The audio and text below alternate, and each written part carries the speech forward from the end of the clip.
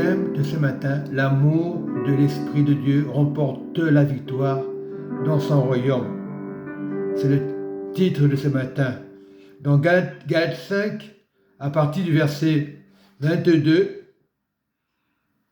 mais le fruit de l'Esprit, c'est l'amour, premièrement, la joie, deuxièmement, la paix, troisièmement, la patience, troisièmement, la bonté, quatrièmement, la bienveillance, sixièmement, la foi, septièmement, la douceur, huitièmement, la maîtrise de soi, neuvièmement.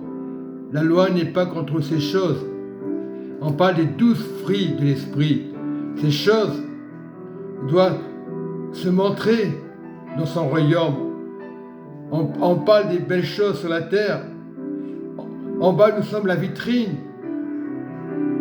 de l'Église, qui est la ressemblance du royaume. Nous devons nous appliquer à grandir petit à petit. Être humble, c'est recevoir l'amour du Père. Et verset 24, ceux qui sont en Jésus-Christ ont crucifié la chair avec ses patiences et ses désirs. Verset 25, si nous vivons par l'Esprit, marchons aussi selon l'Esprit. J'ai parlé les 12 fruits de l'Esprit, mais ce qui remporte, c'est l'amour de Dieu, l'amour du royaume. Nous sommes la vitrine sur la terre, l'Église, sa vitrine, mais nous devons grandir dans l'Église de Dieu, dans l'Assemblée de Dieu. Nous apprenons tous les jours, nous parlons du Seigneur tous les jours, et parmi nous, il y a des jalousies. Mais si nous restons avec le fruit de l'Esprit, c'est-à-dire le Saint-Esprit va vaincre les ennemis.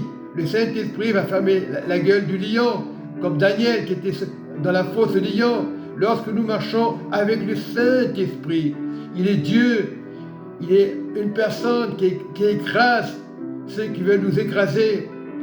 On veut nous montrer du doigt. Voilà, on ne peut pas nous écraser. Sur la terre, c'est normal. Voilà, on veut nous mettre les bâtons dans les roues, c'est normal, parce qu'il faut atteindre le royaume. C'est pour ça qu'il y a des méchants qui essayent. Mais le Seigneur a vaincu l'ennemi à la croix.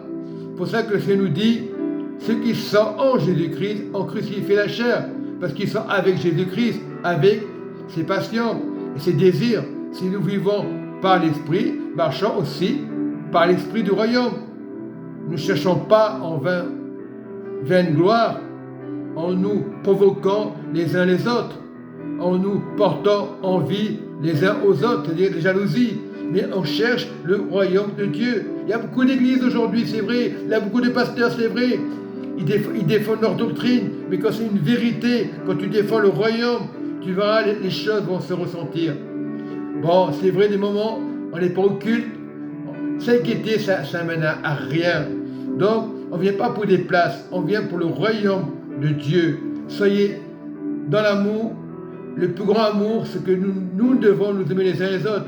C'est réciproque. On doit s'aimer les uns les autres, mais ce n'est pas facile. Il y a toujours des batailles.